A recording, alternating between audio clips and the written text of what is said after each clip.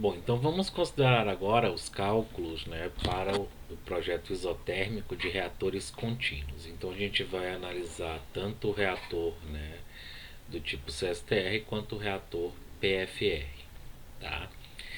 Então para esses reatores a gente já desenvolveu a equação de projeto, então a gente pode utilizar para calcular a variável de projeto que seria o volume do reator.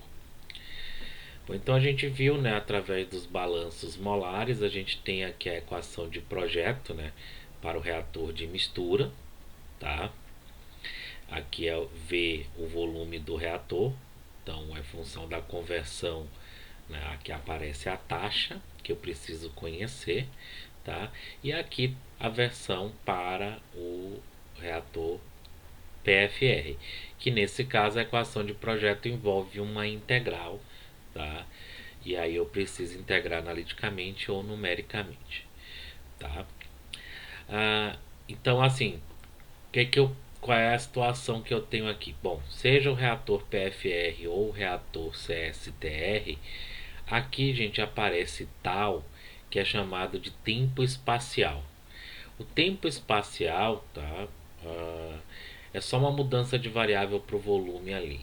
É Aqui tá a expressão para ele é o volume do reator dividido pela vazão volumétrica na entrada, tá? Então, como o volume, né, tem aqui a vazão tem unidade de volume por tempo, né?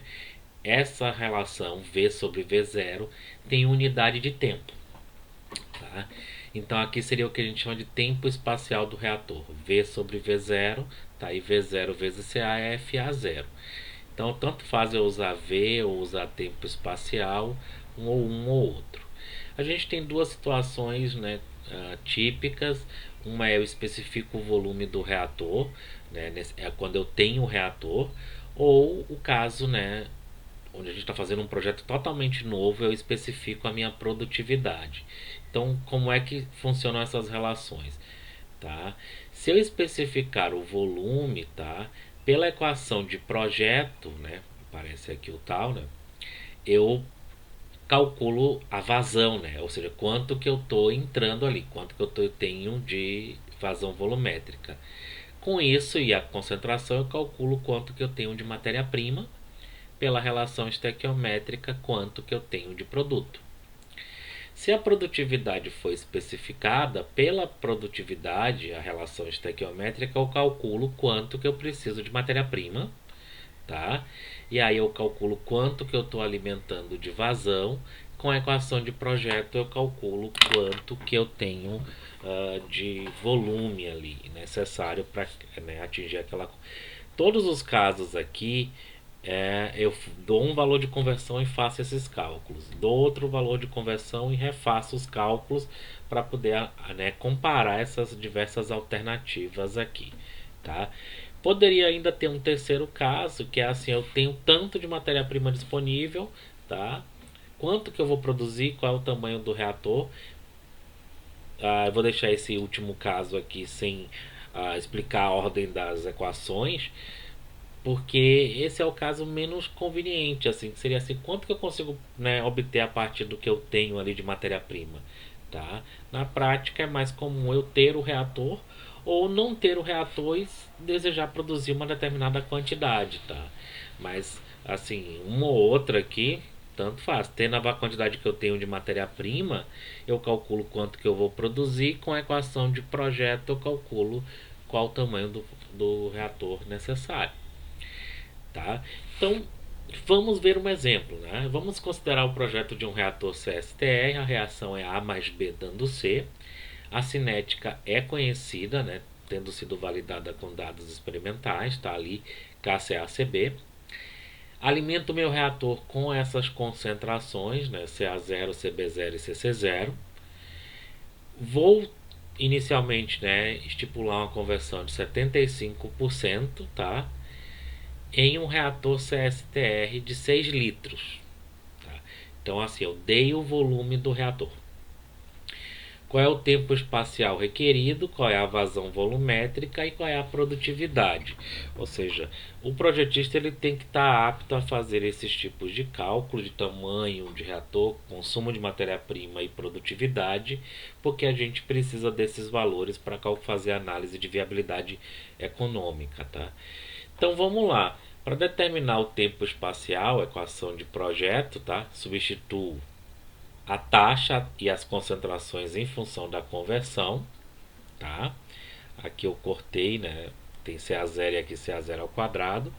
Pronto. De posse de x a 75%, calculo o tempo espacial, né, de 7,5 minutos, tá? Como o volume do reator é de 6 litros, calculo então qual seria a vazão volumétrica que eu preciso alimentar aqui. Multiplicando V0 por CA0, eu tenho então a taxa de consumo de matéria-prima. Então eu preciso de 0,4 mol por minuto. Tá? E quanto que eu estou produzindo? Bom, se eu pegar relação estequiométrica, né? FA0XA, não tem nada de C no início, eu tenho então, né, a minha taxa de produção de 0,48 mol por minuto. Se eu assumir a minha janela de tempo de um dia, como a gente fez, por exemplo, em Batelada, um dia tem 1440 minutos, né? 24, né, horas vezes 60 minutos. Isso me dá uma produção diária de 691,2 mols de C por dia, tá? E aí eu posso calcular qual é a minha receita diária, né, na minha janela de tempo do que eu estou produzindo ali, né? Da mesma forma, se eu multiplicar por 1440 aqui o FA0, eu vou ter qual é o meu consumo diário de matéria-prima, e o reator tem um volume V de 6 litros, então se eu for comprar esse reator, eu avalio o custo dele. Se eu já tenho esse reator, ele está lá disponível, então eu desconsidero o custo de compra do reator porque eu já tenho ele aqui, ok? Se eu assumir aqui que o A eu vendo a R$ 1 por mol e o C a R$ 5 por mol, a mesma coisa eu assumir para o B, tá? O mesmo custo do A. E o custo do reator de R$ 2.000, eu posso fazer para várias conversões, né, o cálculo do lucro. E aí o que eu observo? Né? O mesmo que a gente tinha visto para o Batelada. Existe uma faixa de conversão abaixo da qual eu não tenho lucro negativo. Se eu, né, estendesse essa reta aqui partindo do zero horizontal até aqui, ó, eu percebo que a partir de determinado ponto eu não tenho também lucro, eu tenho um lucro negativo, então eu tenho um prejuízo. Então existe uma faixa de conversão em que o processo é rentável, e dentro dessa faixa existe um valor, né, de conversão, ele está aqui, ó. Nesse caso aqui foi relativamente baixa, né? É onde eu tenho um lucro máximo. Então essa deveria ser a minha escolha, né? Qual a conversão que eu devo trabalhar esse reator de 6 litros para, né, obter o maior lucro. E aí com esse valor de conversão eu posso fazer, né, ter todos os cálculos, né? Qual é o consumo de matéria-prima, qual é a minha produtividade, e aí eu posso saber qual é a minha, né, esses indicadores no ponto onde eu tenho o lucro máximo, tá? Então é bem tranquilo fazer essa análise. O CSTR, a equação de projeto, ela é algébrica, então assim as contas são super fáceis de programar, por exemplo, numa ferramenta como Excel. Então não tem grande dificuldade porque não passa por uma integração, tá? Mas é muito interessante que eu, né, faça isso, né, utilizando um computador, porque para calcular para várias conversões, né, eu preciso, né, executar isso de forma rápida e eficiente, né, não ter que refazer todas as contas à mão. Então é isso do projeto do CSTR, né? O que a gente tem aqui, ó? Já temos tabelados a equação de projeto aqui já, né, expressa em XA para reação de primeira ordem, de segunda ordem. Então vocês encontram tabelas né, já prontas de valores de equação de projeto, tá? Então fica bem fácil fazer essas contas aí, tá? Bom, aqui tem a resolução computacional que eu vou pular. Eu quero mostrar para vocês como é que fica o PFR, tá? No caso do PFR, a única coisa que muda é que eu preciso fazer uma integral, e essa integral pode ser simples ou complexa, e aí eu posso obter uma solução analítica ou numérica. Por exemplo, para uma reação de primeira ordem, essa integral é bem simples, então eu consigo estimar o tempo espacial, né, que é o volume sobre a vazão, de forma bem simples aqui, tá? E aí também, né, como as integrais são típicas, eu já tenho tabelas, né, né, essa será uma das equações de desempenho ou de performance. Você tem tabelas já com essas integrais já prontas para você.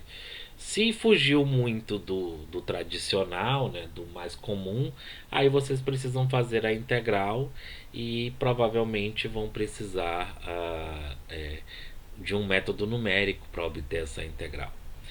Mas vamos lá então. Vamos considerar um exemplo para o PFR. Eu tenho uma reação homogênea, tá?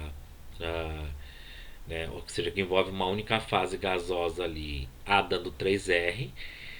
A taxa é conhecida a 215 graus, tá ali dado, né? Aqui já é o valor da constante cinética. Observe que o expoente aqui é 0,5, tá?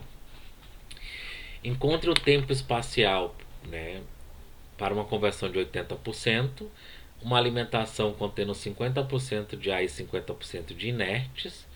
O reator ele opera a 215 graus e 5 atm.